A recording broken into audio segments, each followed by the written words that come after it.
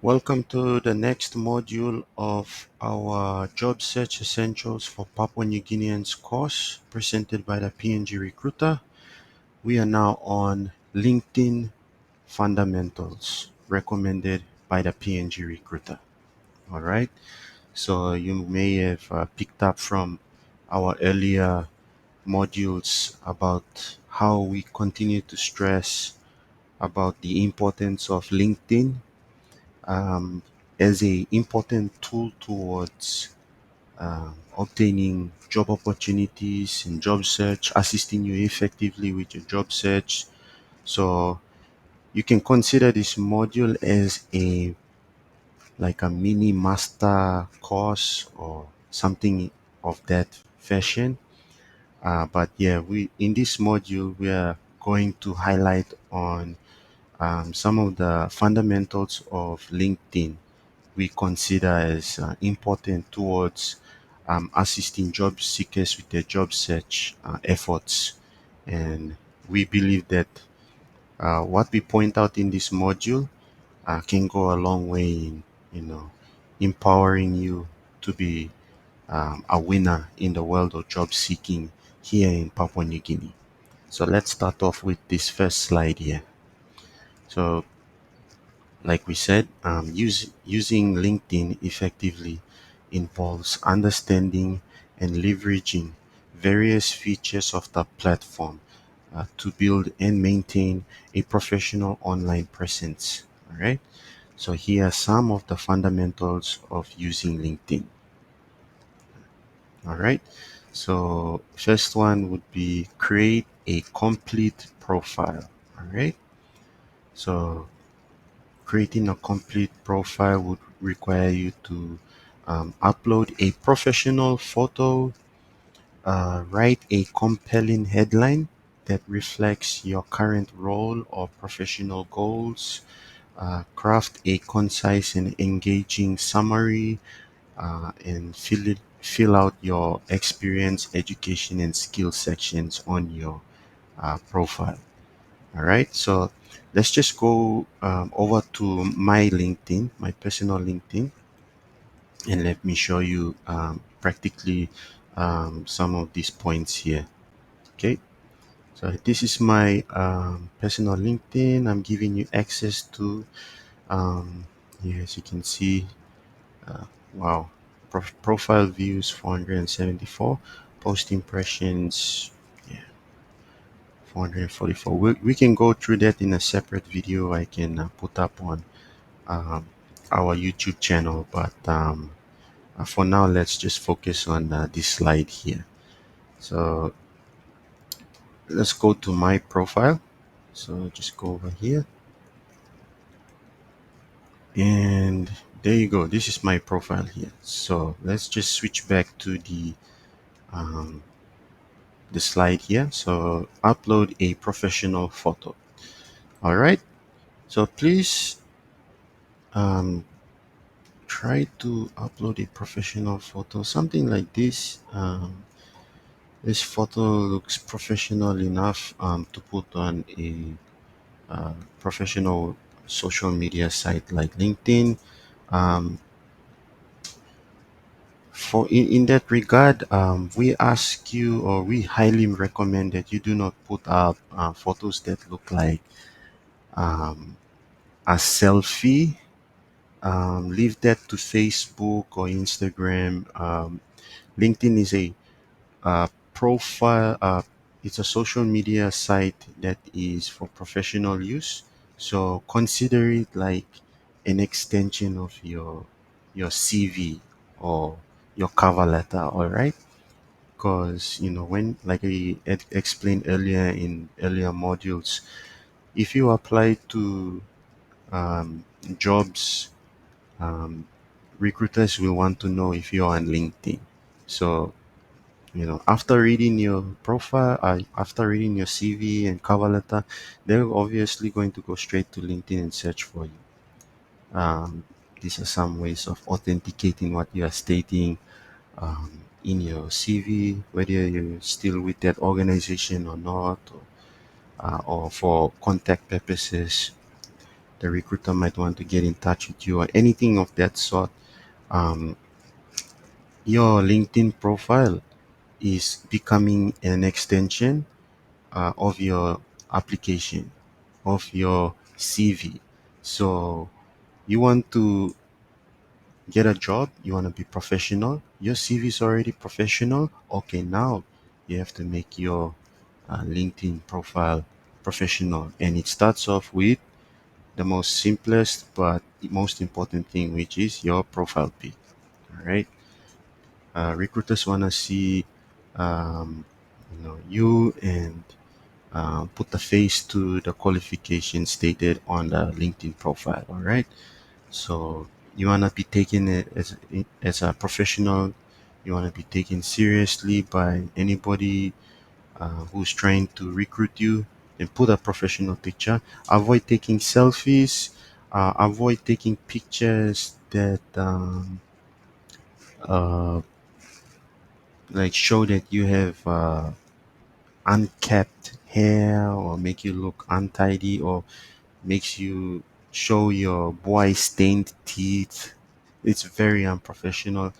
Um, Me personally, during my time, I don't consider anybody. If I advertise a role on LinkedIn, um, and I got people advising that they're interested, and I see that they're very very unkept and boy stained teeth appearing in the profile picture.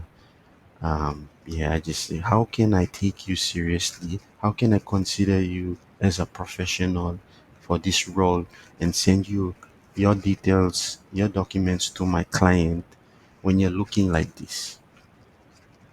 I don't have the time to educate you to be a good person and all that. So, I mean, look good in your profile picture and take care of how you look and all that. I don't have the time to educate you on being professional. I just need to find somebody who looks like they're ready to start in the job ASAP because time is of the essence to find the best candidate for my client. So in the recruitment agency space, it goes a long way. Your profile picture. You might think that it's a simple thing, but it's not. It's very important. It already gives us a glimpse of um, how much care you take towards being professional. And employers want to take people who are professional. And your picture is the first thing that tells us if you take into consideration your professionality. And if you're showing an image that is unprofessional, like a selfie shot or you know fish lips or uncapped, boy stained teeth, smiling in the picture, then you're not gonna get a job because you're not being taken seriously, and we are already considering you as unprofessional. I don't want a person like you joining my organization. I want somebody who's ready to go, who's professional enough to take time to um, take a great profile picture for their LinkedIn profile. All right.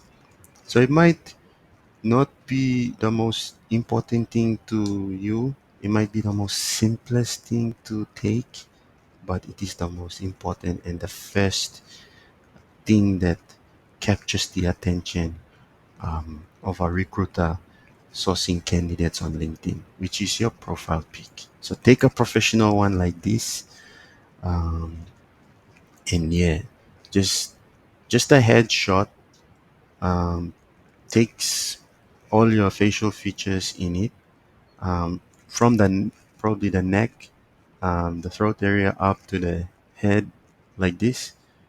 That's more than enough. All right. Anything other than that, all the best. I'm not sure if that would be considered a professional or a serious picture you're taking to put on your profile. All right. So that's on profile, um, professional photos or profile pics. All right, so we move on to the next point under create a complete profile, which is write a compelling headline that reflects your current role or professional goals. All right.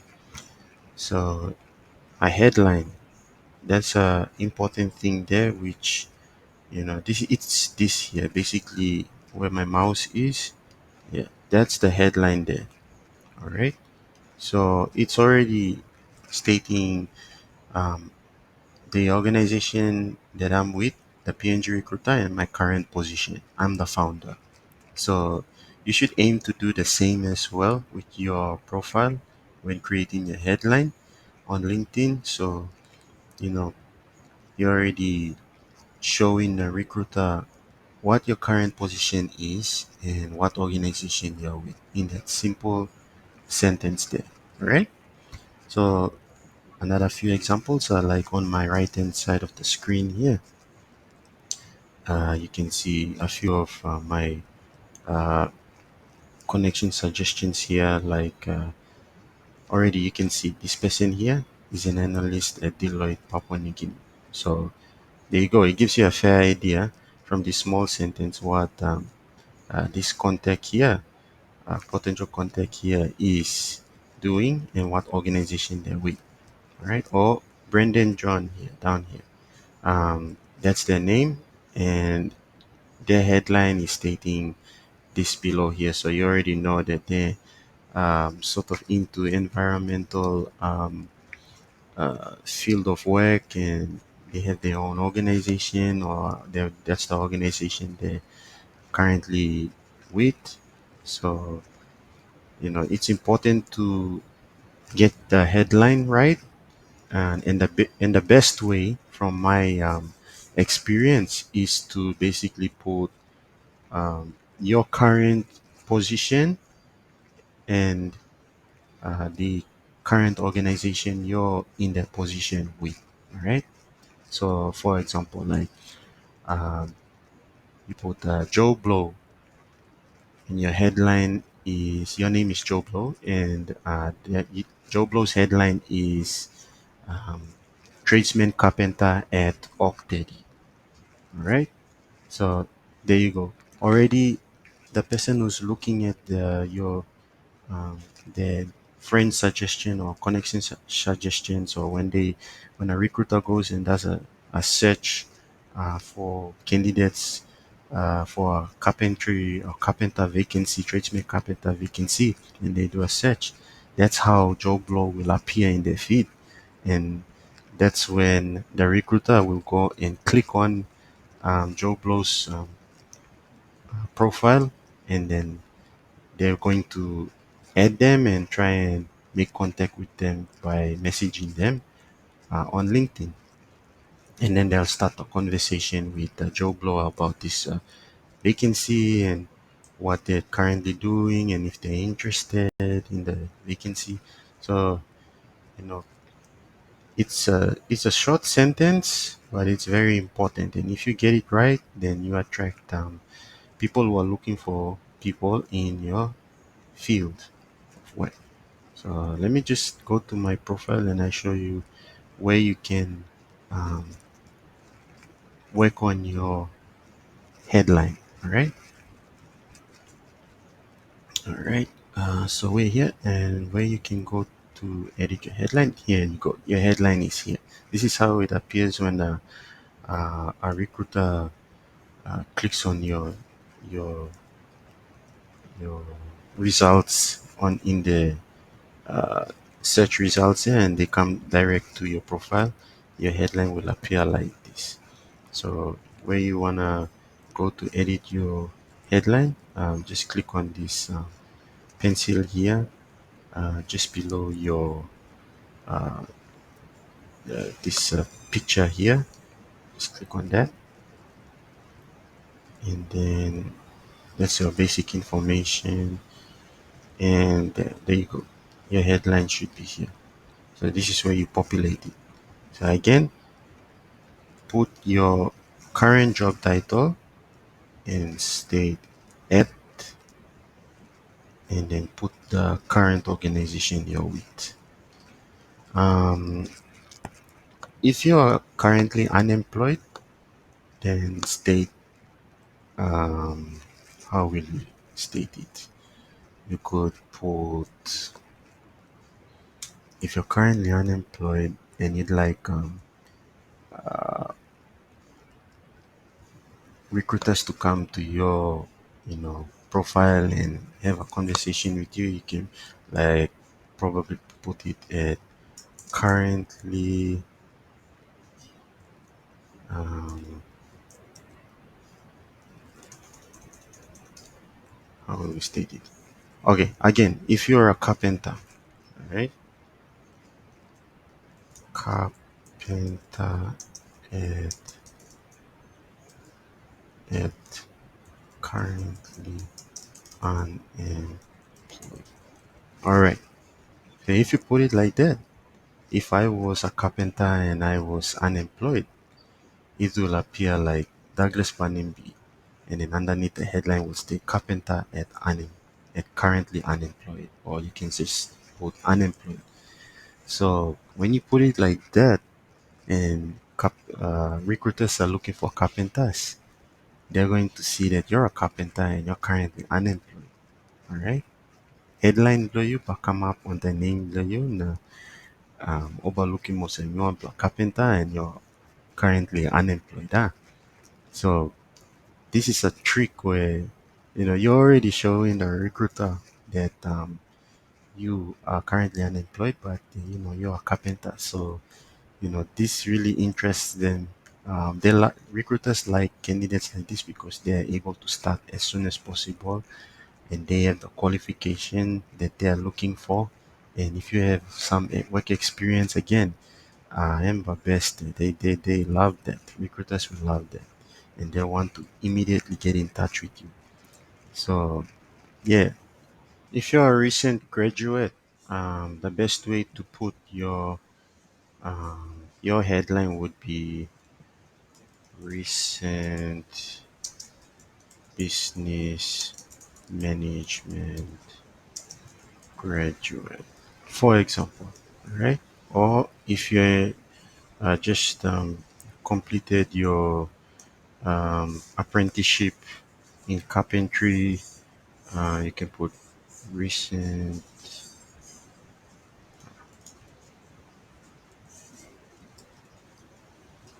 carpentry apprentice graduate. Put mo second, alright? Recent, um, or you can put graduate mechanical fitter, and then put a line this way, or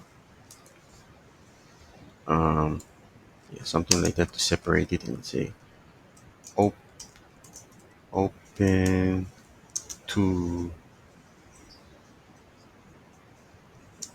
new opportunities. Or you can put unemployed. So if you put it like that, let's try it out. Try to keep it short, not too much information there. So um, when you appear in like suggested context or in a search result, it captures all your information and shows it.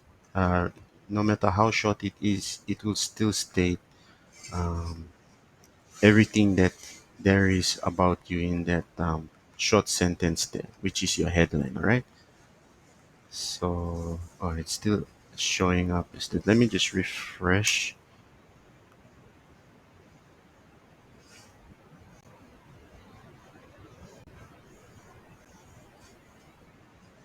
I just want to show how it looks like if you were to put your headline in this way.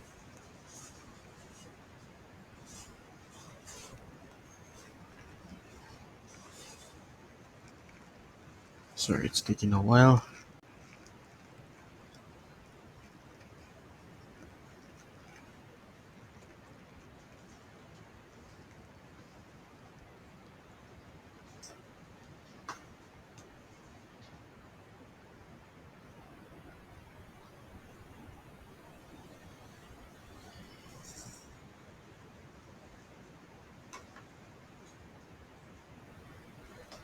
So see, it appears like this: graduate mechanical fitter, and then a space there. I used the small letter L to separate it. It's still okay. It it's a cool way of fitting in everything there is about you um, in your headline. So you'll see a couple of people on LinkedIn doing that, right?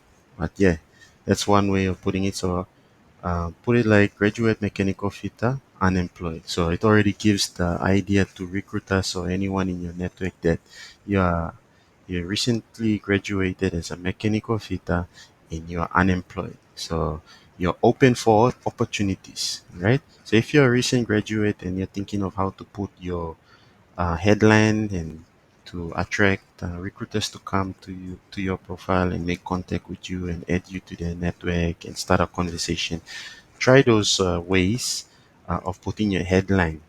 And yeah, there's a lot of information on YouTube as well on how to angle your headline. And we got artificial intelligence to chat GPT too, so you can ask you can ask any of the those platforms or search on those platforms to see how you can configure your headline effectively to tailor it to what you are currently doing, what your interests are, and it will be able to attract the best recruiters or people who are looking for people like you to work with their organizations.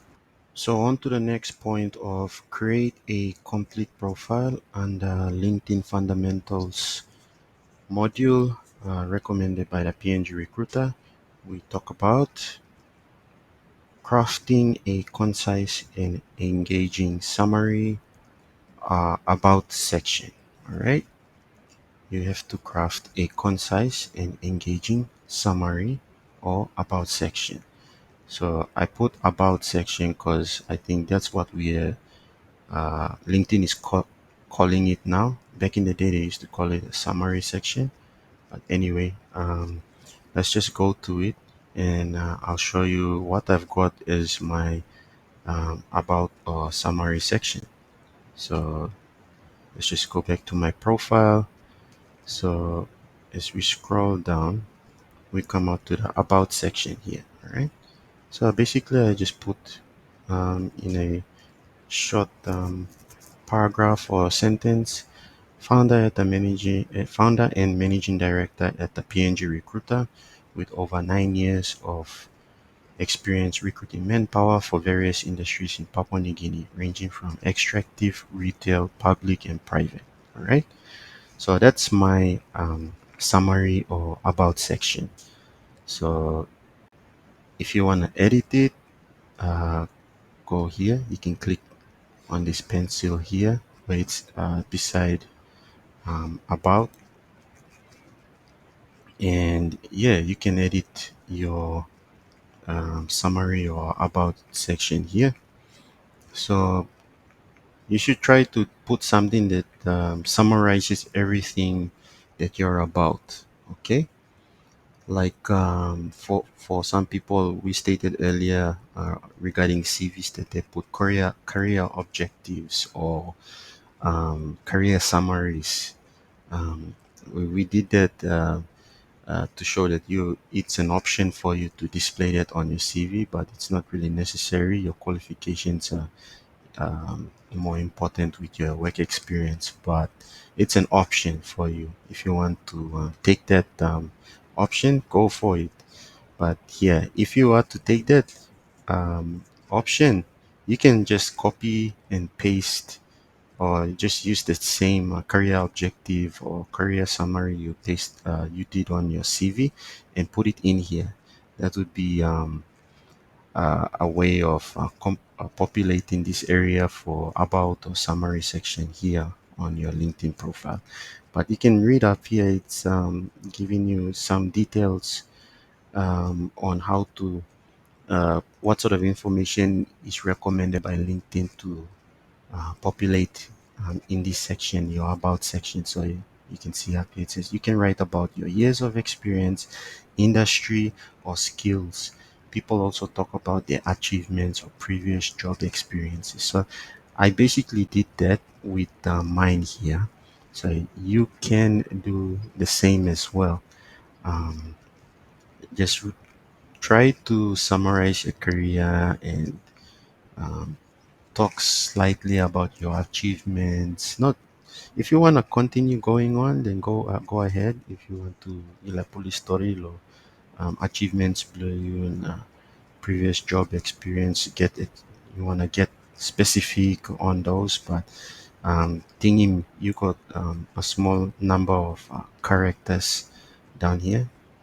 It's 2,600 characters you can only use to populate in here to populate about the section for regarding your about a summary of your skill set.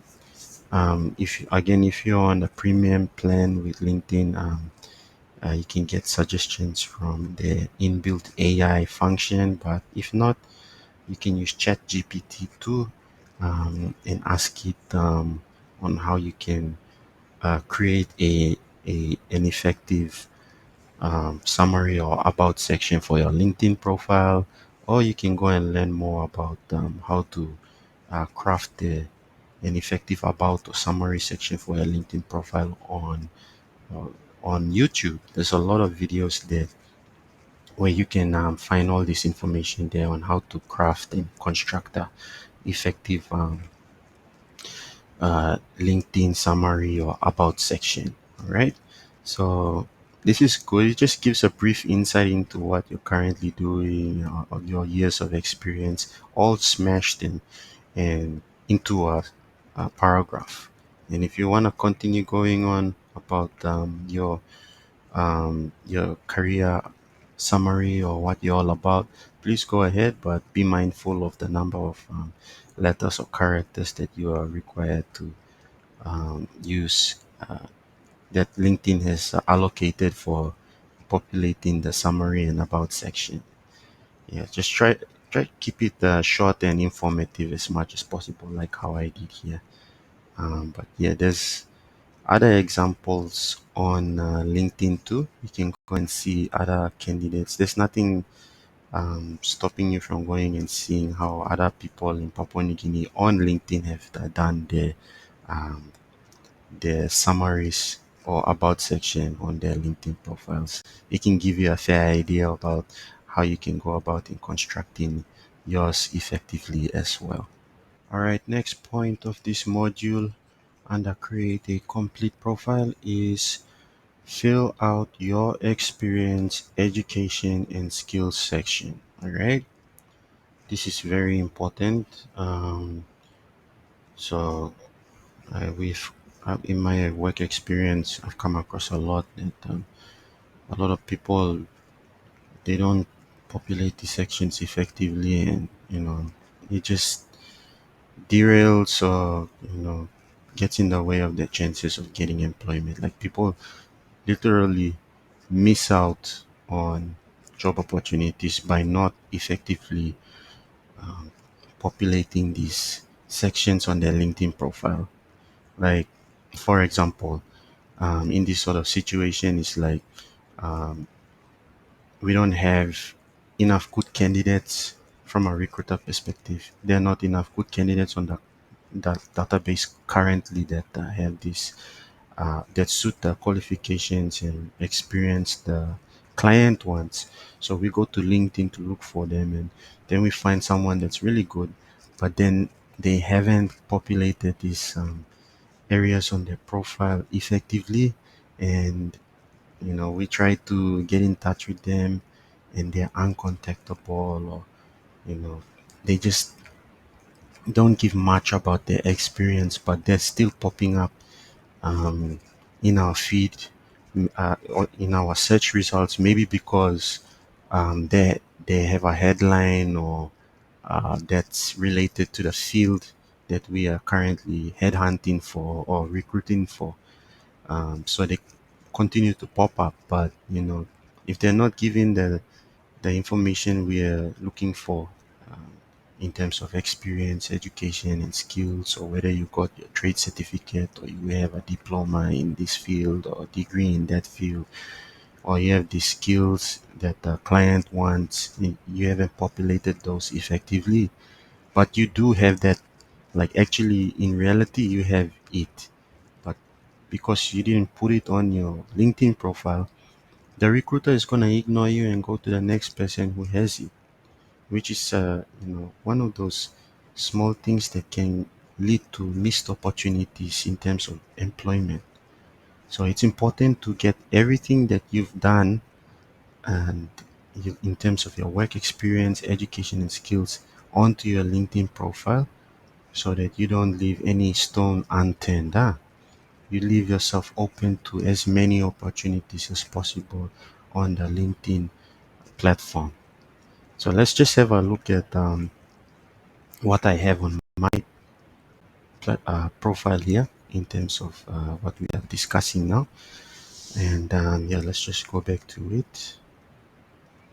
All right, so we're on my profile now, and so let's go down to my work experience. So there you go.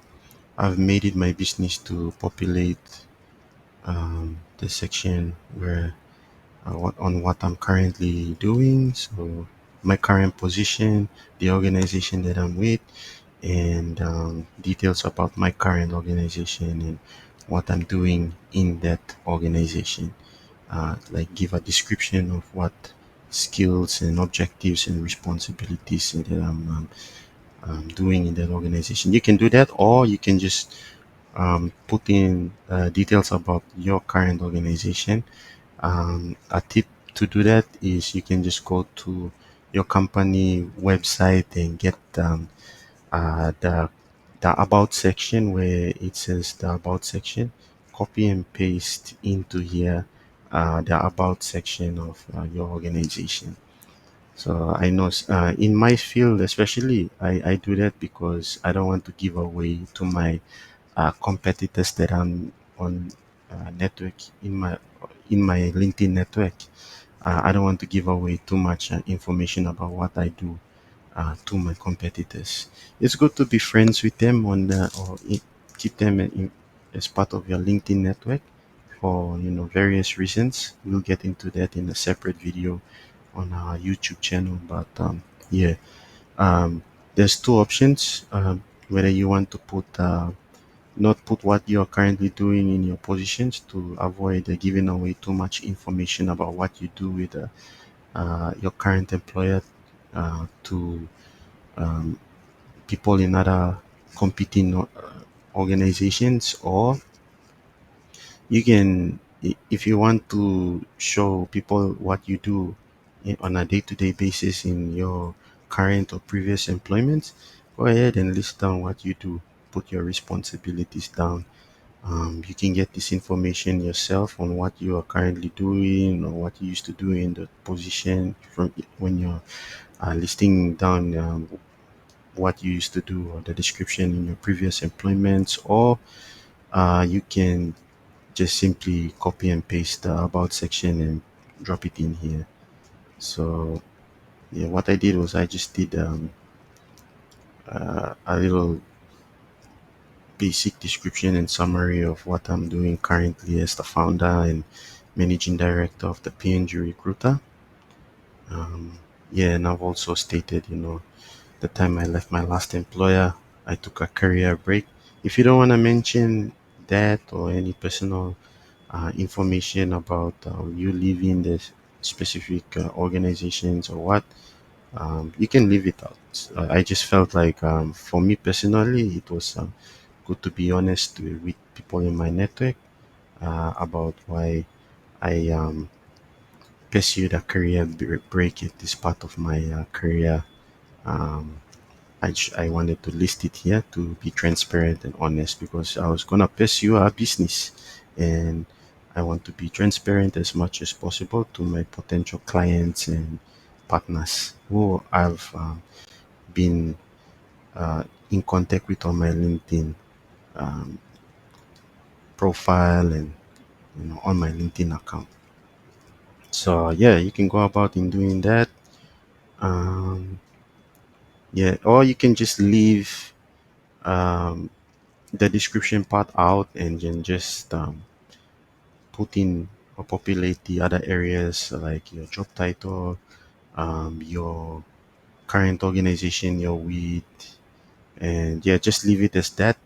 Um, Another trick is if you do it this way, you force the recruiter or the person that's sourcing people in your field of work, when they try to discuss with you a job opportunity, you have enough information to discuss with them in person or on email or on a call about what you did in those previous employments and all that, and you can keep that information or force the recruiter to ask you questions about that, or inquire on your experiences with those organizations. So it forces the recruiter to contact you and find out this information.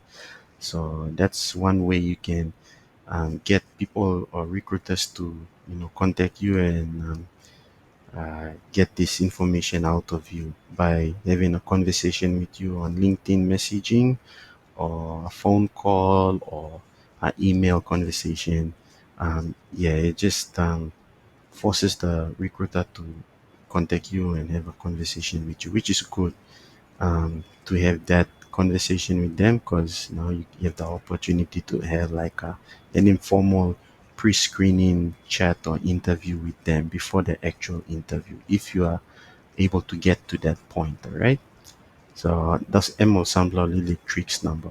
So either way, those are options for you to consider um, when you are populating these parts of your LinkedIn profile in terms of experience, education, and skills. So yeah, that's for experience, work experience, qualifications. Yeah.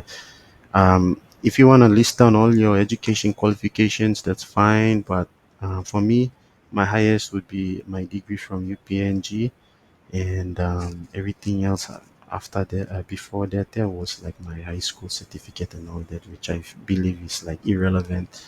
Um, in my stage of my career, after 10 years of work experience, that information is irrelevant now. What's important is my work experience, my 10 years of work experience, and my most recent qualification that allowed me to accrue that work experience. So it would be just this, my degree from UPNG. So, and yeah, if you want to go and populate that section where it's talking about skills and all that, go ahead. You can just click on this pencil here beside education and populate uh, all the qualifications that you want to state there. But I believe the most important one to state here would be your most recent one, the one that will allow you to get a progress in your career, whether it's a trade certificate, a diploma, or a certificate in whatever field it is, or a degree or a master's program. Yeah, just go ahead and put those in there. Those ones are the ones that relate to your work experience and have a better chance of having you progress in your career. And if you do have licenses, relevant licenses and certifications that you like to put here, then go ahead. As I'm a current member of PNG HRI, a current associate member, I thought I'd populate that here. Um, it adds value to your LinkedIn profile and shows that um, you know you're taking your job seeking pursuit seriously, and you want to display everything that you've obtained in terms of professional education, or driver license, or a first aid course that you undertook with your own cost at St. John's, or anything in that area, where in terms of licenses and certifications that add um, value to your work experiences and your professional education and all that. If you are able to list in this section where it states licenses and certifications, please go ahead and do that. So I've done that. Let's just click on this and see what it will show.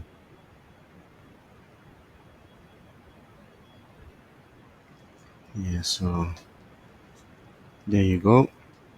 It appears like this. So populate as much as you can here, in terms of skills, um, and state the nature of the license or qualification, anything of that sort.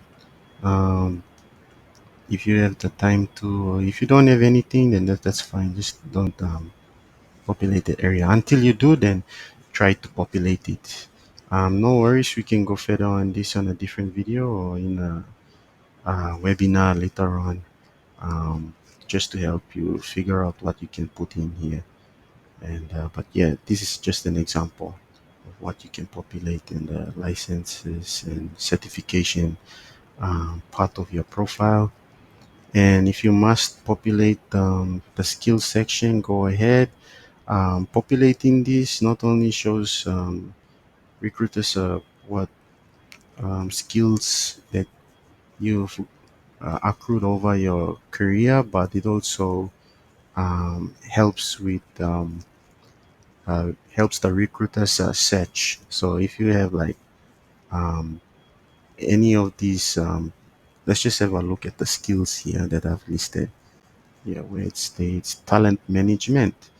If a recruiter is looking for someone with talent management experience, then you will obviously pop up in the search feed, and you'll be among some of the people that person or that recruiter will be wanting to have a conversation with. So it might not seem important, but go ahead and populate this. It will help with the recruiter's search when finding candidates with specific experiences. Uh, it will help you to appear in their search results so they can contact you on LinkedIn, and the recruiters can have a conversation with you about any job opportunities. So make sure you try to populate those areas in terms of your work experience, education, and the skill section. It will go a long way in helping recruiters find you and get in touch with you to talk about job opportunities. Okay, we move on to our module here on LinkedIn fundamentals recommended by the PNG recruiter. So we're on points 2 and 3. Points 2 basically talks about connect with others. All right. So on LinkedIn, try to connect with other like-minded people or people you know. Okay. Connect with colleagues from your current employer or previous employers, or people you volunteered with, or whatever organization uh, you uh, had colleagues at. uh, Go on to LinkedIn and add them. They would be the first people that you would think of to add to your LinkedIn network. All right. And then you would think about people you went to school with, your classmates. So they probably went into their own different fields that they were interested in taking up. And from school, you can already know that you have a big base of potential people to add to your network, and you can go and just search for them on LinkedIn and then add them. They would definitely accept your LinkedIn connection request. And those are another base of people you can add to your LinkedIn network and increase your network as well through classmates from primary school, high school, or in from university. University ones would be very beneficial to have in your um, LinkedIn network, or people you went to college with, whether technical college or business college, whatever college it may be. Um, those people you went to school with at the tertiary level will most likely be on LinkedIn as well. So try to find them. If you find them in your suggested LinkedIn corner of your LinkedIn profile or your account, um, go ahead and add them. There will be also a basic foundational um, source of adding or building your network. All right, and also professionals in your field. Okay, you might have worked with people in the field of work that you work in, and or they may know other people, like mutual friends or mutual contacts in your field of work who are also on LinkedIn. That would add value and increase your network on LinkedIn. So add those former colleagues in the workplace, or your current colleagues um, in the workplace, or people whom you've never met, who are also professionals of their own right, but in different organizations, but they share the same experiences, ideas, and qualifications in your field. They might be senior people like managing directors or CEOs, or that you know, uh, big people in society, but they took a similar path, and now they're there in those high positions in your field of expertise, and they were once um, in your shoes where you are currently, like you're a beginner or a graduate. Those are good people to add to your network too, so you can learn from them, and that when they share posts or anything, any achievements in the organization or career, you can go and comment, congratulate, and you expose yourself to them on social media, on LinkedIn, and therefore you foster that idea that you're looking up to them for information, and therefore they're happy to share information with you, should you require, or build up to that opportunity of employment, should they require people to fit into vacancies that they have. You've already fostered that social media relationship by supporting them and commenting on their posts and all that. So yeah, the foundational base or source of building a network on LinkedIn would be your schoolmates from tertiary and secondary and primary schools, um, your colleagues from current employers or former employers, professionals who have similar qualifications, or who are in high level positions in your field of work. It's good to add them and learn from them, and they'll add value to your network as well.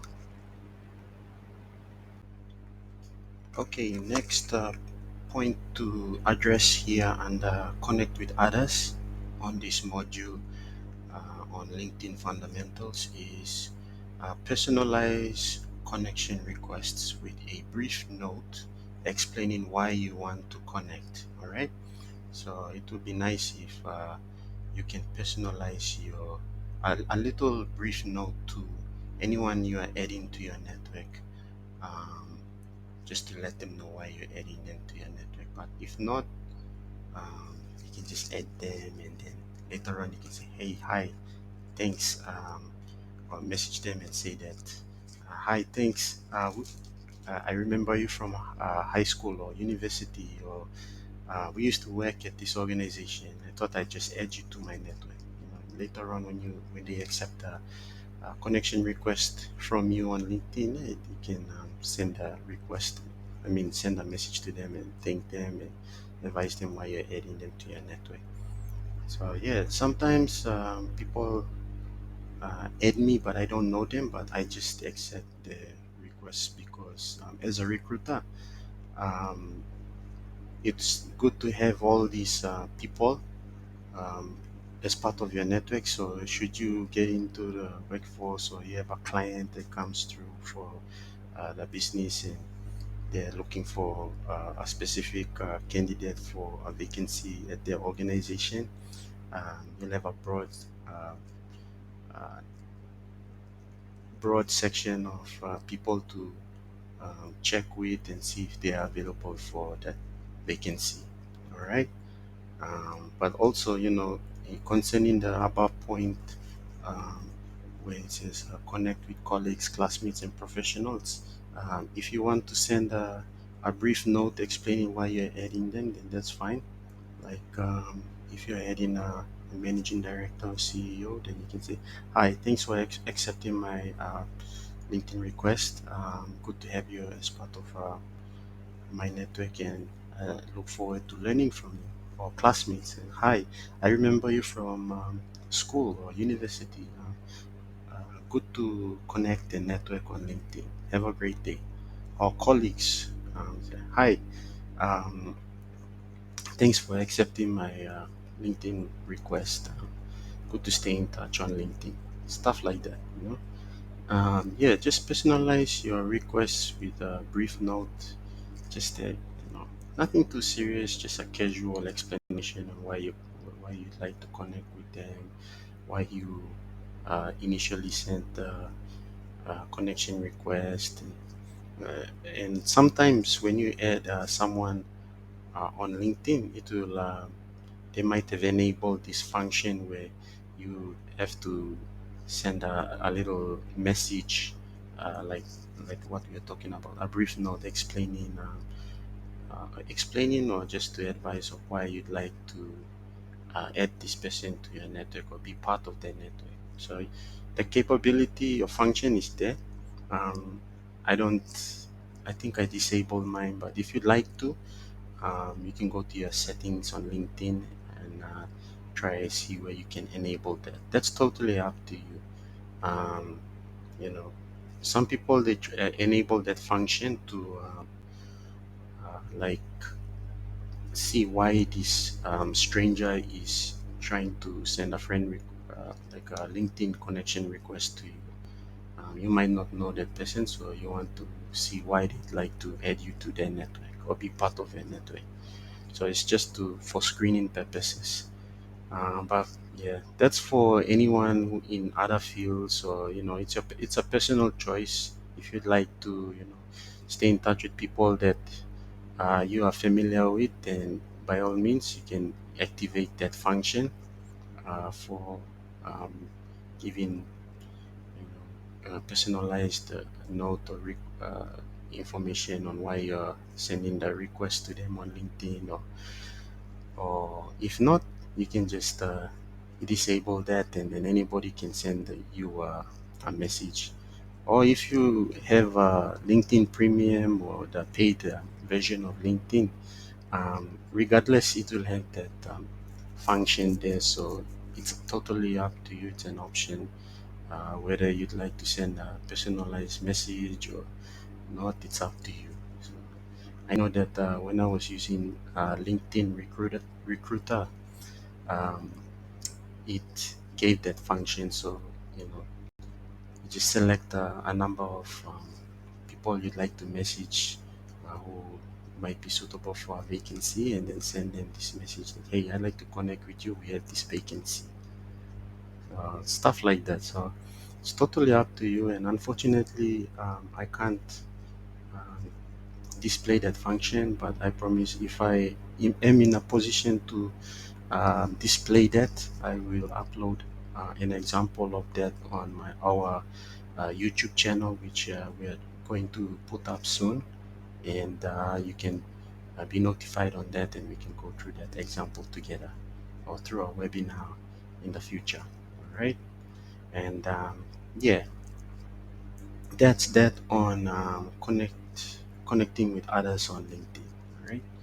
All right, connect with as many people as you can. Overall, this it doesn't hurt anybody to add people to your network, but it's always good to have recruiters and HR people from various organizations in place on your network. So it helps you um, narrow down your chances of getting employment on LinkedIn, and yeah, it opens you up to people who will be interested in hiring you. All right. Okay, so we'll move on to the third point on this slide here of this module on LinkedIn fundamentals recommended by the PNG recruiter. So the next one would be build a network. All right, like we've stated above in the point two, where we were discussing about connecting with others, build a network. So up and on the second point, the initial way of building, or the foundational way of building your network, is just by connecting with people you're familiar with, all right, which are colleagues from current or former organizations, classmates from university, colleges, high school, primary school, add them if they're on the LinkedIn platform, and professionals who are have similar interests and qualifications to you, or who are in managerial positions, senior level positions in your field, and you'd like to learn from them, add them. And yeah, if those are that's the foundational source of building your network. So you start off with that, but then later on, when you start like you already added as many people that are relevant to you and your qualifications and your school and work experience, then it's time to go outside of that network now. So uh, let's go to the points here for point three, build your network. um, so it says regularly expand your network by connecting with professionals in your industry. So if you're a graduate engineer, you would like to add engineers who are already working, or senior engineers, manager engineers, or whatever high level engineers, or organizations um, that employ engineers. You want to stay connected with them. You want to learn from them on social media, see what they're doing, open yourself up to employment opportunities with them. They might share some vacancies from their organizations in your network. So, yeah, they might not necessarily be people you know personally, but professionally, your qualifications and interests and fields of expertise align. So you might want to add them to your network. So, like we discussed earlier on point two, connecting with others, um, it's beneficial for you to stay connected with these people. So don't be afraid. Just send a request. I love accepting connection requests from graduates. I think it's great because um, I have access to them, and it builds my network up. So later on, when the PNG recruiter is advertising for vacancies in the future, I have a bigger pool of talent to tap into. And you graduates out there will most likely progress into more permanent positions and leave the graduate tag out now. You're going to be a senior, or um, person in your field, or on the job, or more experience, so you don't have to have graduate anymore. And then you open yourself up to more bigger opportunities for your career to grow and expand. So yeah, build your network, connect with various people in your field, or you can go outside of your field. You might want to be connected with people at the bank. They might help you with banking stuff that are hampering you, or you'd like to add people in the carpentry space. They might be um, provide services outside of their day jobs to assist with building something at your home, or repairing or refurbishing furniture, whatever it is. you know I recommend that you just add anybody that's relevant to what you're trying to achieve and pursue in life, and not just professionally, and to open yourself up to new networks and new connections. And you never know, there might be a vacancy that pops up that they share or with the organization. So you can tap in with them, message them, and ask them, "Hi, I saw this vacancy at your organization. What do you know about this and all that?" And then you can start a conversation, stuff like that. So it doesn't hurt to build your network, and that's through regularly expanding your network by connecting with professionals in your field. Graduates are great, good to teach them, good to help them, good to show them the way, and then it will help them, learn about what possibilities are out there in terms of employment, and help them grow. And also, people who are in a similar field as you guys can exchange ideas, learn from each other, um, maybe eventually, assist them with employment opportunities. So yeah, the possibilities are endless.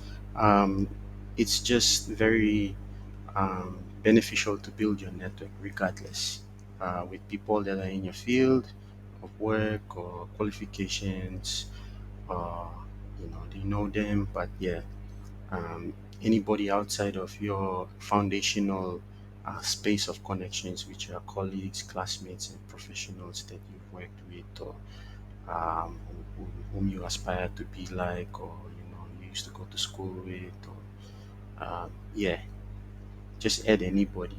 Um, it doesn't hurt to expand your network. All right. And yeah, join relevant LinkedIn groups to engage with like-minded individuals. All right. So there might be an engineering LinkedIn group, or there might be a mechanical fitter LinkedIn group.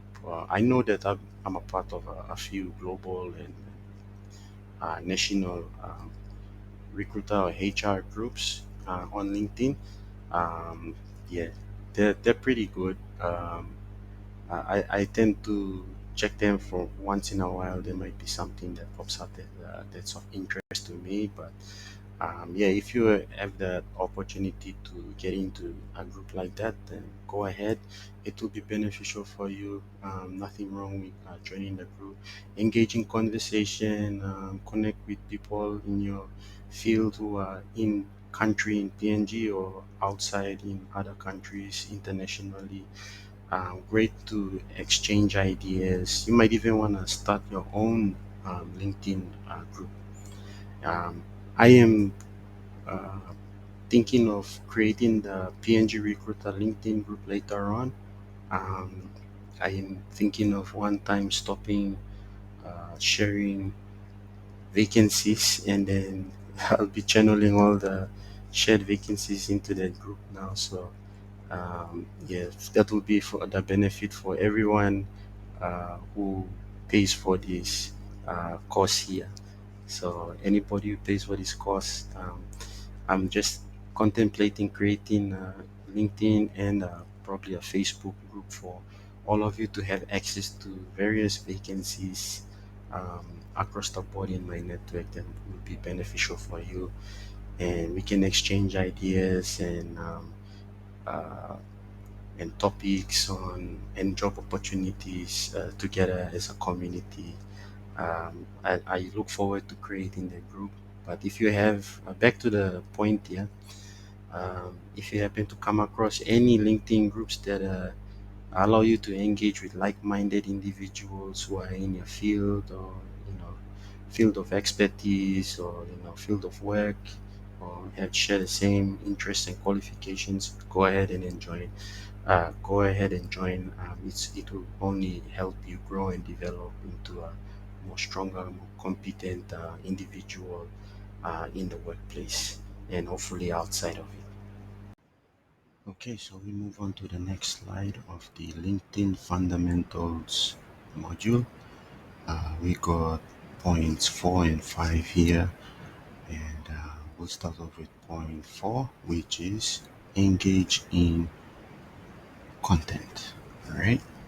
So engage in content. So basically, uh, you should try to share relevant articles, or insights, and updates on anything that's in relation to your field of work or interest, or whatever, you know, that's associated with those things. You should try to, share those articles, make a comment about it, give your opinions and insights, and yeah, give updates on what you're currently doing in your job. Yeah. So also, um, the other point below that is like, comment, and share content from your network. So, in your network, someone might have posted something that's of interest to you, or maybe a vacancy that you think people in your network would be interested in, or anything of that sort. Go like it, react to it, comment on it, and say something like sharing for wider reach, or commenting for wider reach, or great post, or anything like that. Sometimes LinkedIn will give pre pre-organized templates there, so you can click on which one is suitable and then comment. All right, and yeah, share the content from your network to your own network. So you share that, and you reinforce that network amongst your people in your network on LinkedIn. Huh? So try do that, and yeah, write and publish your own articles if you can, or post to post to show your expertise. Yeah. So yeah, if you'll see on LinkedIn people who are working at heavy equipment, uh, you know, workshops. They like to post pictures of them in the workshop working on vehicles, or fixed plant maintenance guys, showing the autoclaves, or them in the background with this machinery processing whatever it is in the background. Stuff like that. Then goes a long way in you know engaging your audience in your network, or engaging your network in your content. So these are some ways you can engage in content with your network. So if you have like an article you'd like to post up to about something, you like to give advice on, like, I'll probably do an article on what we at the PNG Recruiter are currently doing, and give updates on our progress towards completing this course here, something like that. Or yeah, just post post to showcase your expertise to, like I said earlier, show yourself taking part in events organized by your organization that might be in relation to corporate responsibilities, to community initiatives, or stuff like that. Yeah, it just exposes your brand more, adds value to your personal, professional brand on LinkedIn, and attracts more eyes to your content and what your profile is all about. And you stick in the minds of recruiters if you're connected with other recruiters, or HR personnel, or managers for other organizations, or people who are considered like same level of work, or like peers in the workforce. It's good to do that, and share these things to, yeah, just show them what you're all about, and then you kind of motivate them to do the same, and you all start sharing, supporting each other.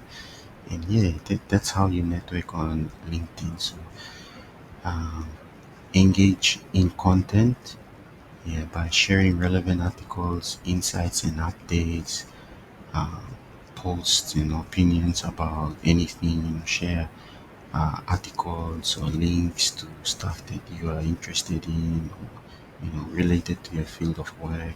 Like, comment, and share content from your network to increase awareness to your profile and what you're all about, and engaging commentary about you know stuff in your field of work, or stuff that's happening in our communities. And write and publish your own articles if you can about stuff in your field that you're passionate about, or anything that you feel like you can put into an article. Go ahead and do that. LinkedIn has an article function, and yeah, post to showcase your expertise. So go ahead and show what you're doing on the job. But when you're doing stuff like that, yeah, practice safety on the job. Don't take pictures and videos on the job and get yourself hurt. Okay, safety is paramount all the time. So be careful when you're doing taking a picture to put on your LinkedIn and all that when you're in the workshop or on the website. Yeah, so I think I should show you examples of this. So I regularly, I regularly engage in this on LinkedIn because I'm passionate about job opportunities for Papua New Guineans.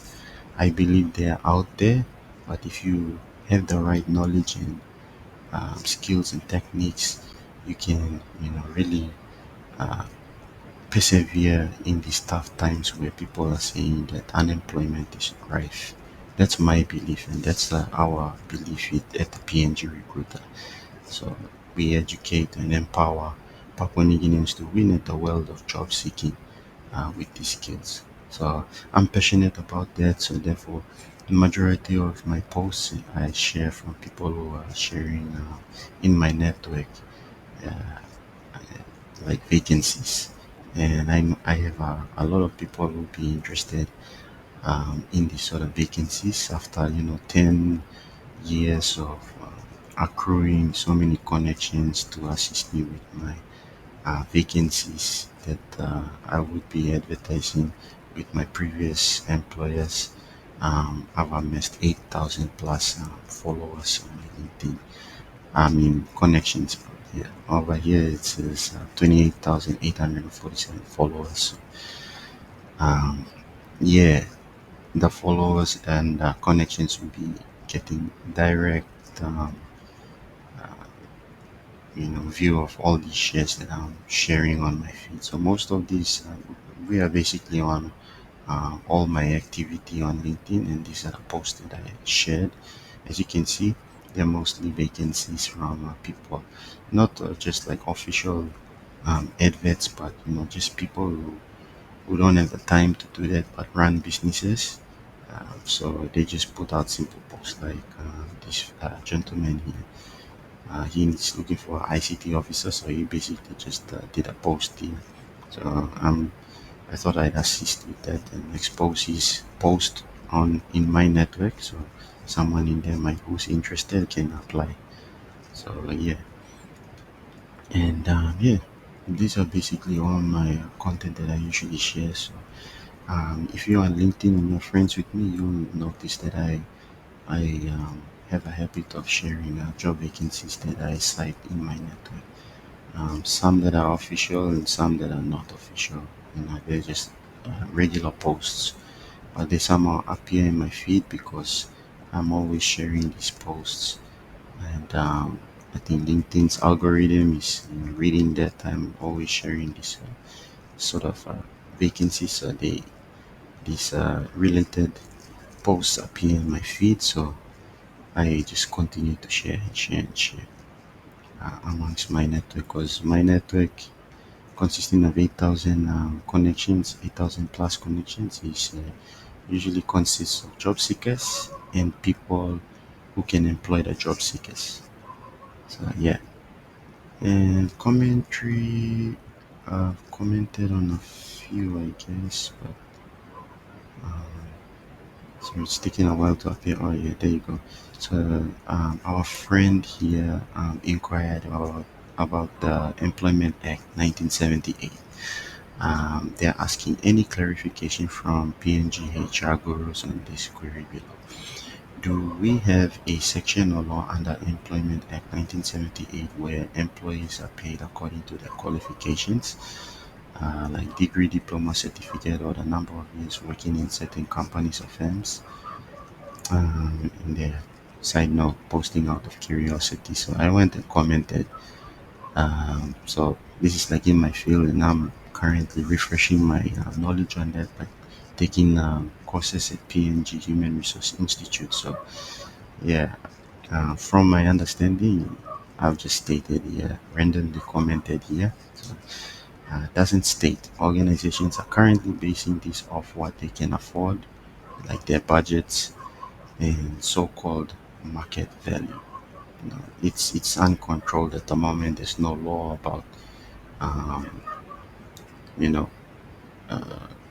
getting paid according to whatever qualifications. There's nothing stated there. It's all based on market value and what's been paid with people amongst competitors, and yeah, roles that are similar in various organizations. There'll be like a going package that's usually suitable for roles like that. So for example, I guess for mechanical fitters, the starting rate there would be, or the starting package remunerations and entitlements package should amount to like 40,000 or something. That would be the beginner package, and then as you progress in your career, it increases and probably goes up to 70,000, 60,000, like that per annum. So it's uncontrolled at the moment, and um, stuff like that. It's just based on what competitors are offering, and yeah, uh, organizations are just doing that to um, you know create their own idea of what can be on offer for specific roles. So yeah, I thought I just answered that, and already a few people went and reacted to it. Yeah, so it's good. I don't know this person personally, but I just saw that they posted there is something that I'm knowledgeable in. That I thought I'd just give my 2 cents and comment on that. And you are exposing yourself to a different audience now, and yeah, you should try to do that. But try not to be rude or anything like that. Just be express your opinion, and if somebody disagrees with you, then that's fine, all good. If you'd like to carry on with you know stating your views and why it's correct, then go ahead, but keep the debate or commentary professional as you can, because again, LinkedIn is a professional social media site. So let's be all professionals as we want to be, and keep the commentary in line with professionalism. There you go. There's other HR people commenting here, and they're all exposing themselves as people who are knowledgeable in this field. And yeah, shout outs to Samson Korawali. Um, he's the guy who manages this relay online learning platform. It's a local platform, so if you want to create courses and all that, support local business. And that's Samson Korawali. I thought I'd just comment on a post he did of him receiving his certificate, graduating in directorship. So he's like qualified now to be on boards and act as a director on in a director capacity in various organizations. So, yeah, I just thought I'd go and congratulate him. He hasn't reacted yet, but all good. Yeah, it's cool. And yeah, just expose yourself. Keep on putting yourself out there, like commenting, and yeah, just showing your support for genuine support for people in your fields of work, and you expose your brand. I can't stress any further. You continue to expose your brand and bring eyeballs to your profile. And if there's a vacancy that comes up, or if people need advice on something that you feel you are knowledgeable in, and you continue to promote consistently on LinkedIn, people will come to you for advice and feedback on anything that you are knowledgeable in, or are an expert in, or are qualified in, and you continue to post about that. So keep doing what you're doing. Do it safely on LinkedIn, and yeah, keep marketing your brand so that you increase your exposure and your network with other people out there in Papua New Guinea and globally that can assist you in your field of work. And yeah, you never know. It could bring you some really cool job opportunities. Yeah, so that's on point four, engage in content.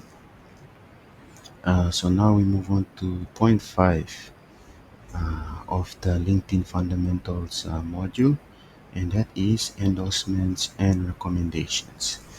So this is endorse the skills of your connections and request endorsement for your skills. So there's a function on LinkedIn where you are able to endorse people's skills, or people in your network, their skills, um, or recommendations to people who are interested in hiring someone that you may know. Wow. So for endorsing the skills, there's a function there on LinkedIn where you can do that. Um, it usually appears at the bottom of your LinkedIn profile. But somebody like a manager or someone you worked with in a senior capacity can do something like an endorsement, which is almost like a reference that's on LinkedIn. So that's pretty cool. If you are able to get it from a really renowned and well-known person in your field of expertise, then that would be so cool, as it adds weight to your qualifications. And when recruiters go and see your profile, they'll see that someone who's a senior, or a leader in the field that you are in managed to make a recommendation for you. So it's pretty cool to have that. Unfortunately, no one has recommended me or endorsed me for my skills, which is a pity because I've helped so many people. But that's all right. That's all right. But yeah, um, all good. If you are in a position to bless somebody with an endorsement of their skills or their expertise on LinkedIn, please go ahead and do it. And hopefully, they can do the same in return for you. Again, it acts as a reference that's on LinkedIn. It's on the same level as a reference. So if you're able to do an endorsement, go ahead and do it. You never know, it will come back to you that what that person you did an endorsement for will return the favor with an endorsement of you as well. So yeah, if I happen to come across one, um, I'll do it. But I'll get a video of it and we'll discuss it on the YouTube channel, or in a webinar, or in our group chat. But yeah, it usually appears at the bottom here. Yeah, unfortunately, nobody's endorsed me for my skills too, which is embarrassing, but all good. Yeah, that's on endorsements and recommendations. And yeah, you can ask for recommendations from colleagues and supervisors too, but I mean, it's best to get it naturally. Instead of going and asking for it, you let your abilities do the talking for you, and eventually someone will want to do a recommendation or endorsement of your skills on LinkedIn. So I think that's the best way to do it. You let your results speak for itself, and let the endorsements and um, recommendations come behind. Yeah. So that's for point 4 and 5. So we move on to the next slide of the LinkedIn Fundamentals module recommended by the PNG Recruiter. We are now on point 6 and 7 of this module, and we will get straight into point 6, which is on job search and opportunities. So under this, basically states that use the job search feature to explore new opportunities. All right. So you should also follow companies you're interested in to stay updated on their activities. All right. So let's just go to my LinkedIn profile. All right. And then the way it states the job search feature, it's this tab here where it says jobs. Click on it and you go there. So if you're familiar with using this function on LinkedIn, then that's good. But yeah, for those who are yet to know the basics of it, we'll just have a run through of the basics here. All right. So here we go. So it's already giving me on my screen some recent job searches that I've done. So recently I looked for mechanical fitter vacancies.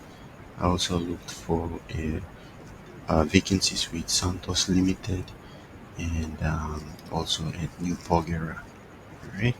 And so for these um, titles, skills, or companies, I typed it in this area here so you can see what I've been searching for. So you can type in the title of the job or the skill set that you'd like to see um, in some vacancies, or if you're looking for vacancies in your area with a specific organization or company, type them in here, and then once you're done, put in the location, right?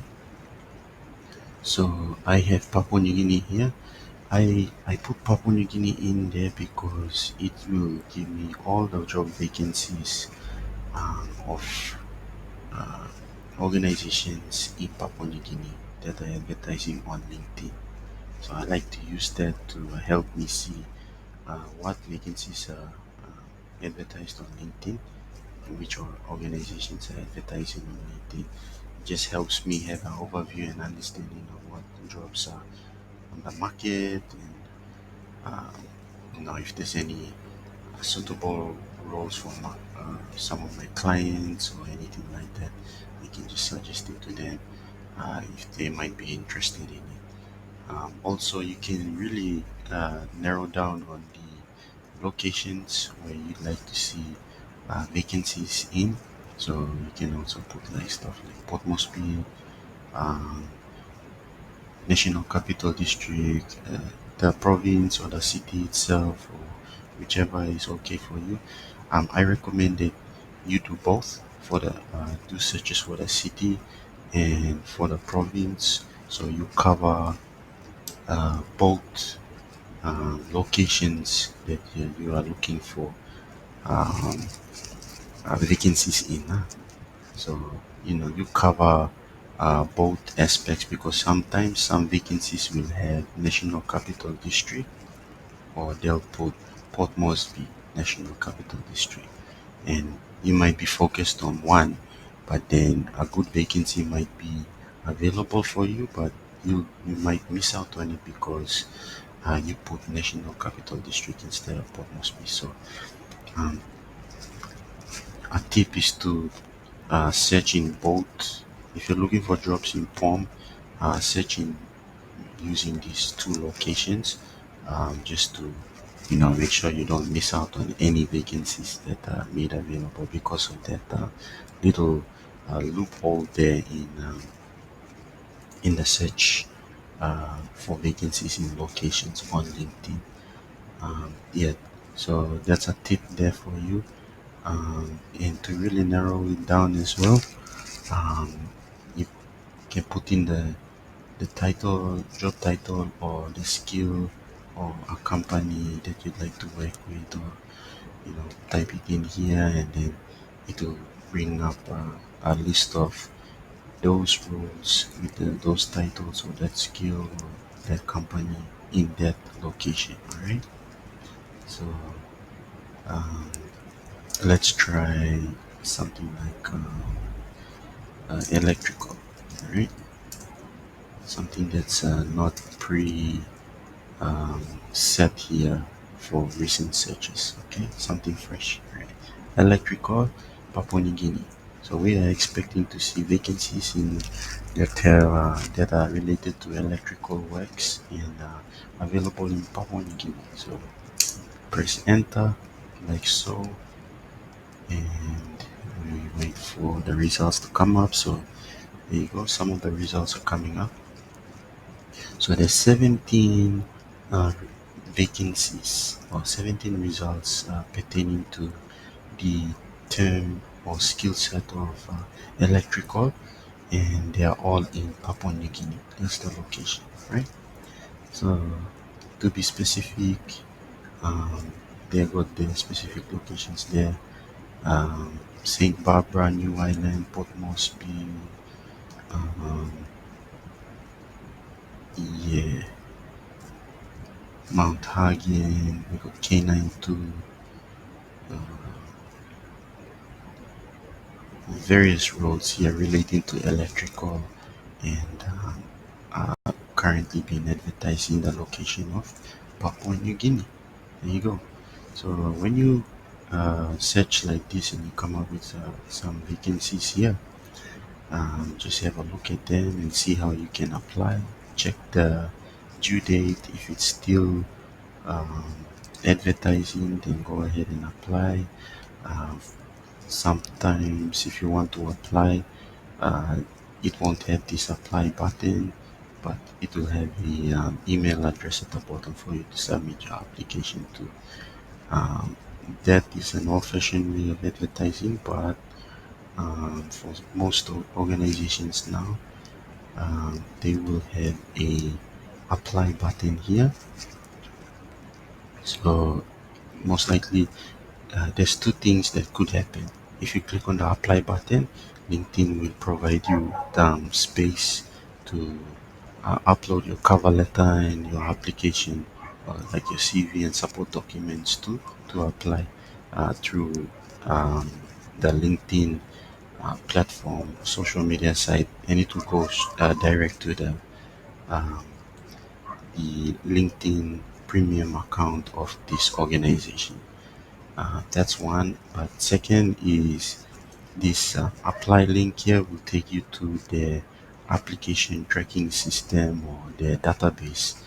So you can probably create a profile on the database and then upload your CV and apply for this vacancy on their database or their application tracking system. So it will go straight into the database, and once due date for the vacancy arrives, the recruiter will go and see the role that is assigned to them, and your application will be registered under this vacancy in the back end of their database or website, and they can screen you and see if you are best fit or not for that vacancy. All right. So those are two things that can happen. So let's try and see where this apply button will take us. So we're just gonna click on it. For this save button, it's like you can save this vacancy away and apply for it later. Um, it will give you notifications and reminders as you go along during the week that you've saved this vacancy, and it might even give you a, a tailored list of vacancies also with other organizations that suit this field of electrical that you previously searched for. So it will help you with being aware of other opportunities that are in the field that you are interested in. That suit this location and the skill set or the job title or the company that you're interested or recently searched for on LinkedIn. So that's for save. But let's try the apply button now. Where it's gonna take us. One, two, three, go. So just clicked on it.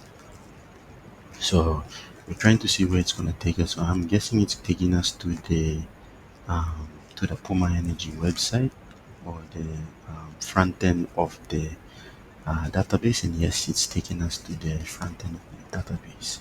Right. So it's no different from what the information is stated here on the LinkedIn advert. It's just how they did it was, or why they did it is because they want to advertise to a more larger community or interested people who are on LinkedIn, and to get them to apply um, to this role here on their website. So it will take them to their website. They have a look at the responsibilities, etc. It should be similar to what is stated on the LinkedIn advert here, but still okay. It's just the same information on the website there.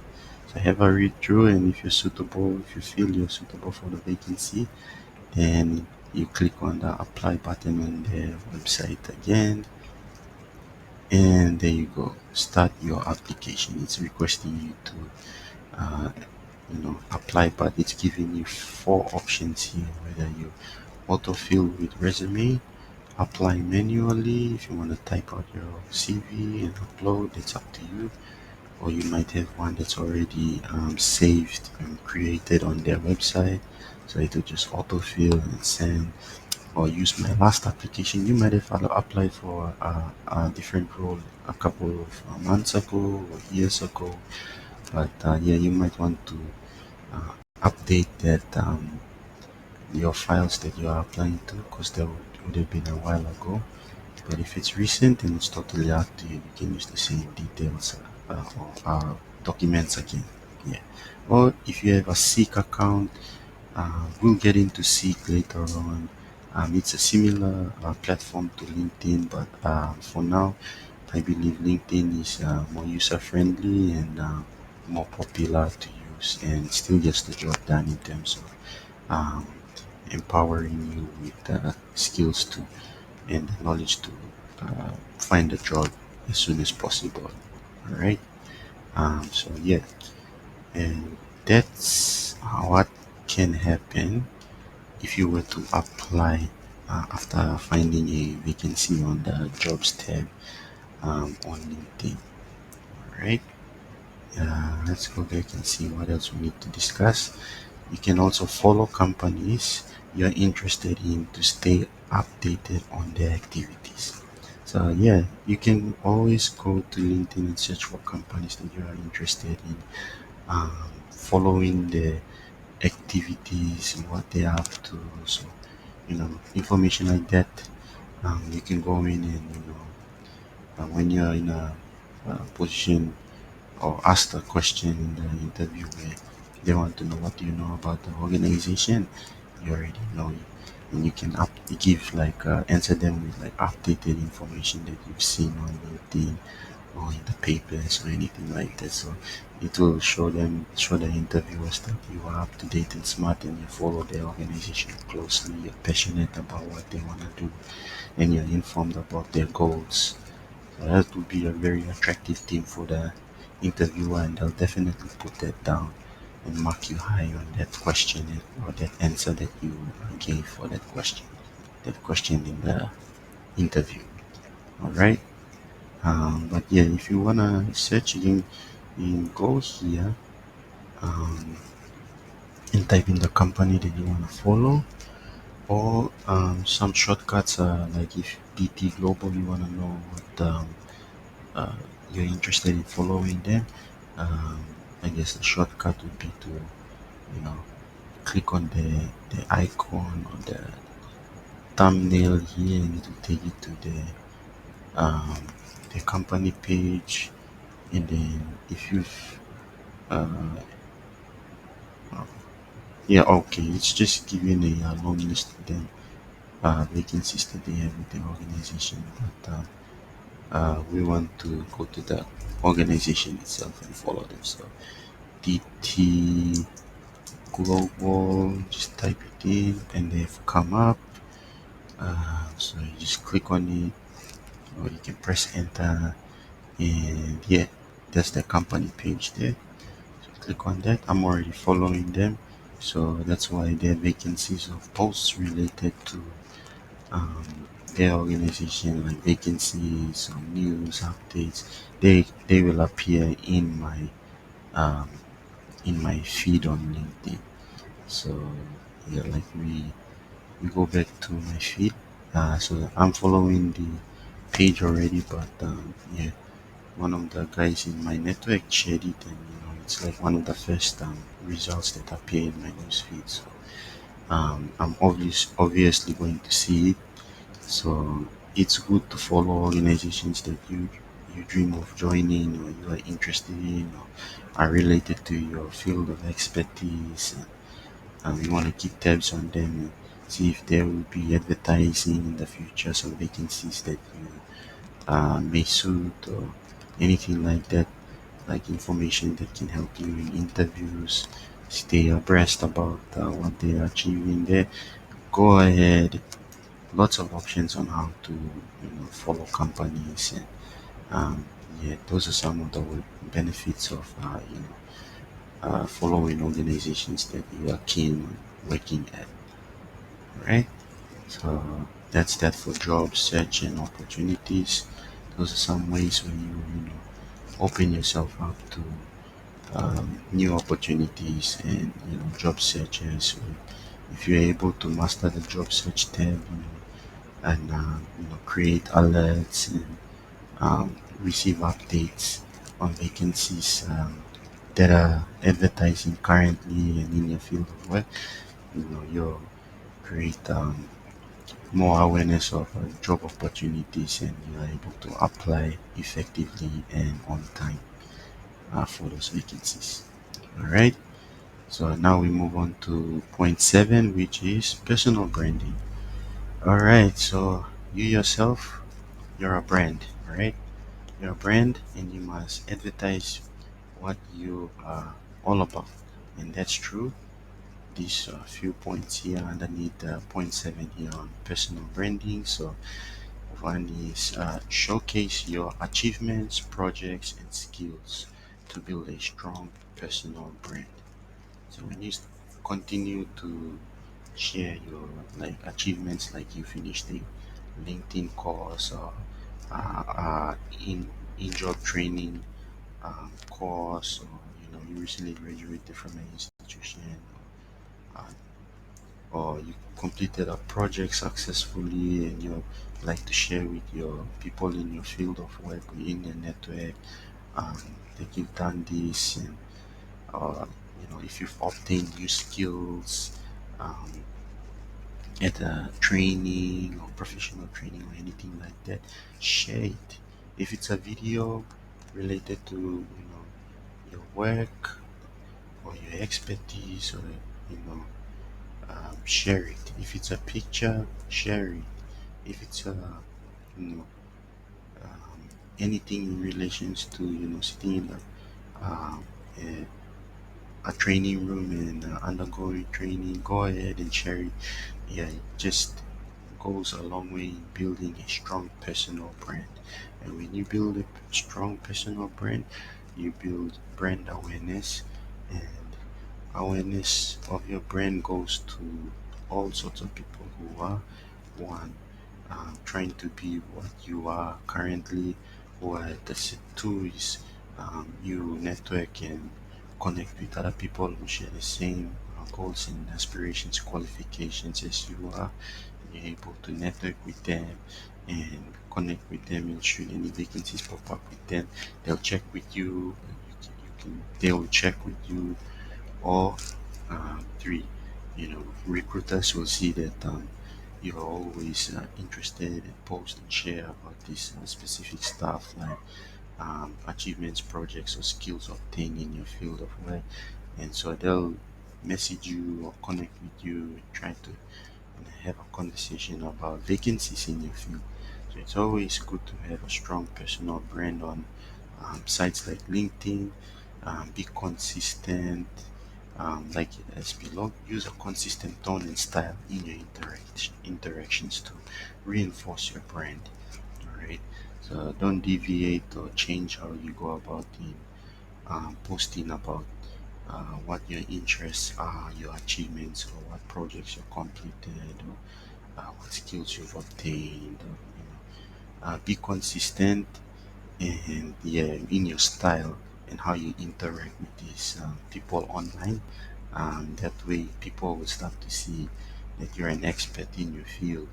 And if you are able to get the attention of recruiters in HR personnel or big bosses at dream organizations of yours that you'd like to work for, then your personal branding is very strong and it's allowed you to get that many views, and it will lead to more job opportunities.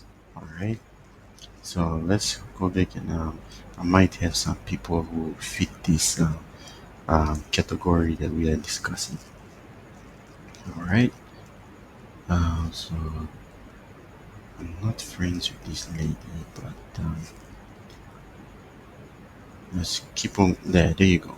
Mr. Hubert Cowper, um, I believe he's with some sort of disaster relief initiative, and he shared a picture and has pointed out some stuff here regarding conducting disaster recovery. As you can see from his post, he's really expressing his opinions about this, and it's related to him being on the job. He's right on the job. He uploaded it 3 hours ago, but he wants to express his feelings about, in his opinion, professional opinion about what's depicted in the or captured in the picture here. So stuff like that will go a long way in building your brand, and it will create or gain attention towards what his field is, which is mostly, you can have an understanding already that in his headline it states that he's the National Disaster Management Coordinator with Caritas PH. So people, like-minded people, will go and react and um, converse with him on this. So I'm just gonna go and like this, and people in my network who have the same interest as his will, see, it will appear in their feed as well. So then they will probably add him or converse with him and network it with him and learn from him regarding this. And if he's consistent in doing this, like he continues to upload and comment about stuff in his daily work, and he's being what is it, consistent in his tone and style in his interactions, which he is actually reinforcing his personal brand. All right. So thank you, Mr. Hubert Kaupa. I appreciate you, and I wish you all the best with your disaster recovery restoration. Thank you for all that you do for PNG. And yeah, that's a good example there. And yeah, um, let's see if we can come across one more. All right, so this gentleman here, he's sharing pictures of the launching of the Coca-Cola Marvel campaign today at the Paradise Cinemas. So that's he's obviously with Coke, and he's sharing um, news and images about a new product in collaboration with Marvel Comics, the popular comic book movies. It's very interesting, and this is news to me. I'm a big comic book fan and a fan of the Marvel Studios movies, so it's already gauged my attention, and I'm obviously interested in it, and I'm going to go and um, put insightful as my reaction to this. Pretty cool. It's already gauged my attention, and this gentleman, Reynold Rema, has already, you know, he's on his way in building a consistent uh, personal branding of his. And yes, well, wonderful post here, and that's basically how you can. a fair good practical examples on how you can build your personal brand there to attract recruiters and HR personnel and managers to you to for employment opportunities. All right. Okay. So there you go.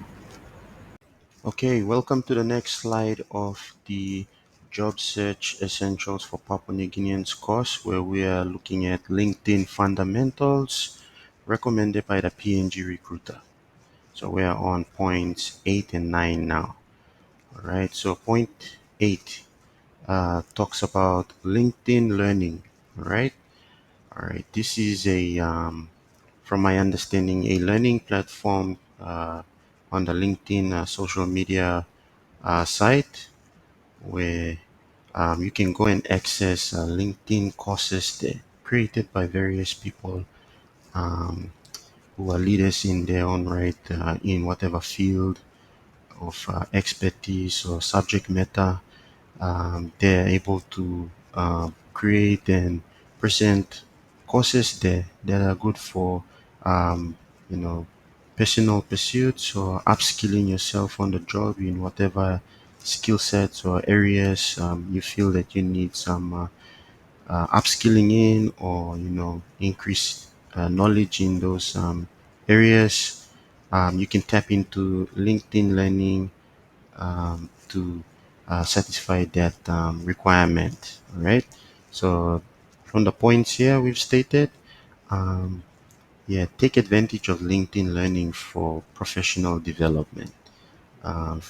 From my understanding, if you complete a or successfully complete a LinkedIn Learning course on LinkedIn, you're able to um, share that accomplishment with your network. And when you do that, it also contributes to your professional brand, um, and shows that you are educating yourself in fields that are of interest to you, or you clearly show awareness and knowledge in that when you are sharing your posts and or anything that's in your field of expertise that you uphold. So do that. I'm sure it covers a lot of areas that uh, they're not secluded to just one aspect of business or what. It's broad.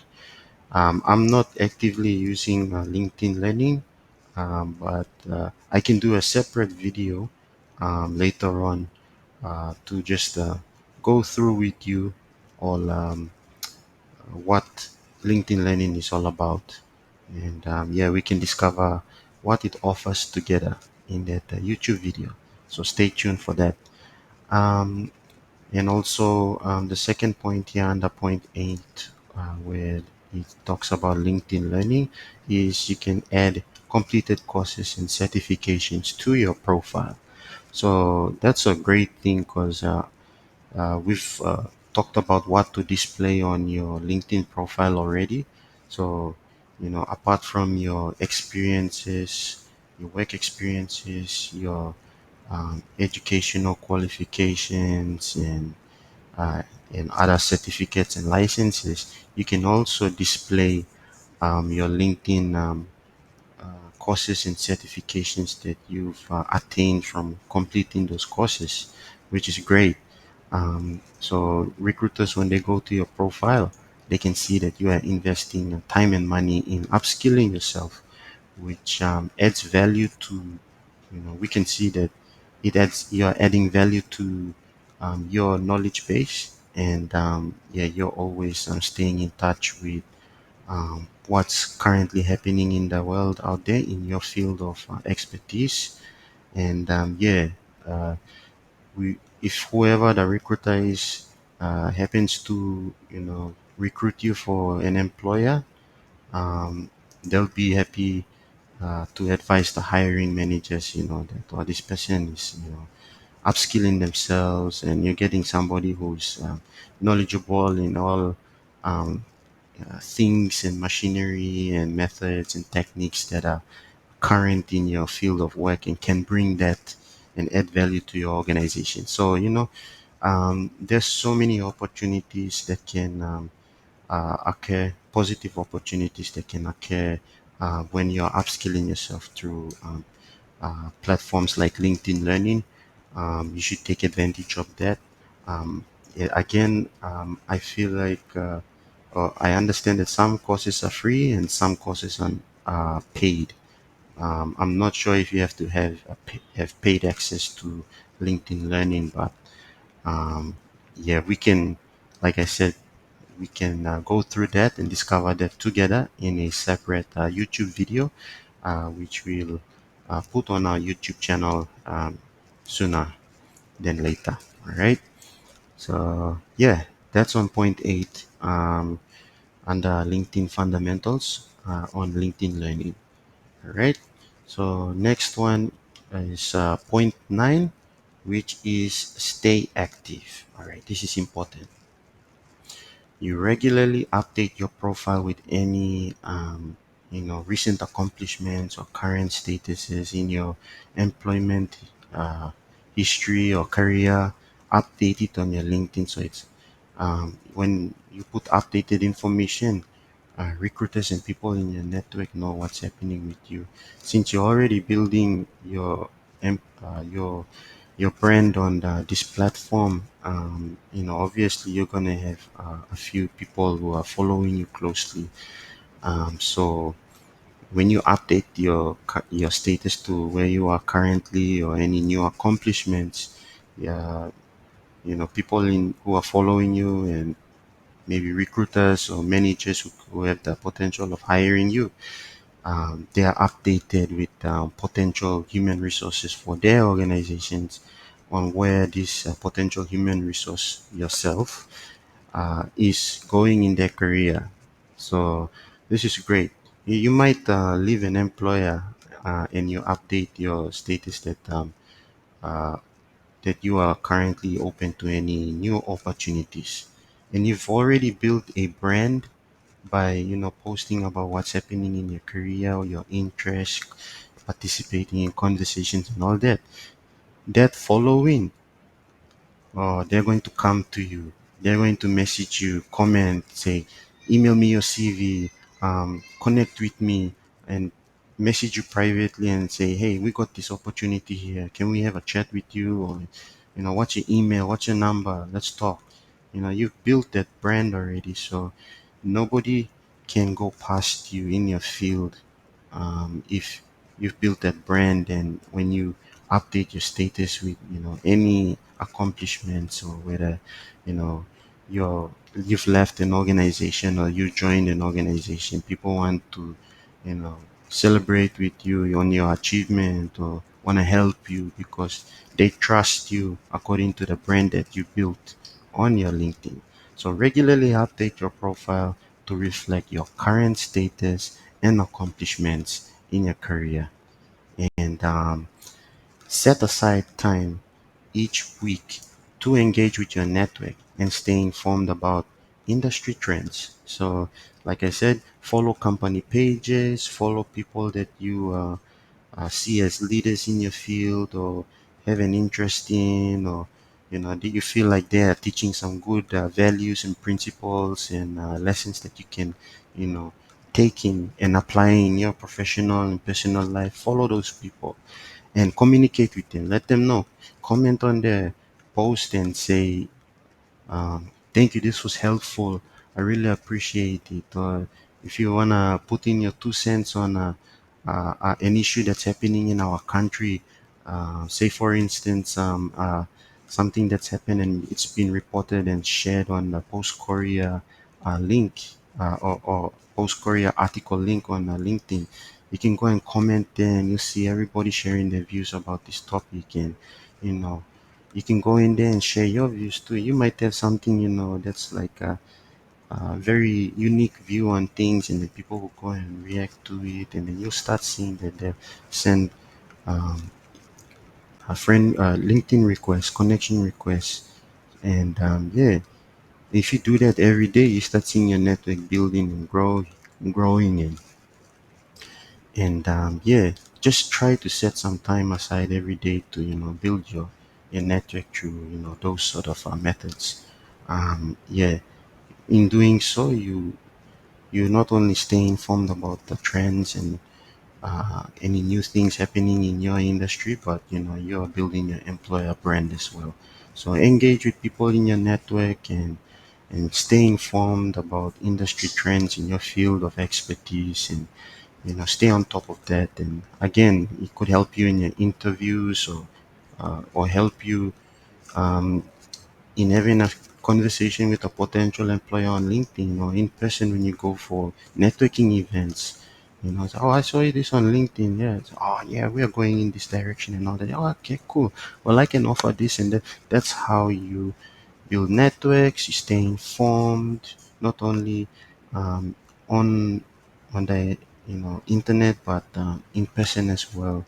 If you are able to combine all of these, um, online and offline as well, in person at meet and greets, networking events, or whatever, you're going to be so known that no one will want to pass you when it comes to having a conversation about job employment opportunities. So do those things.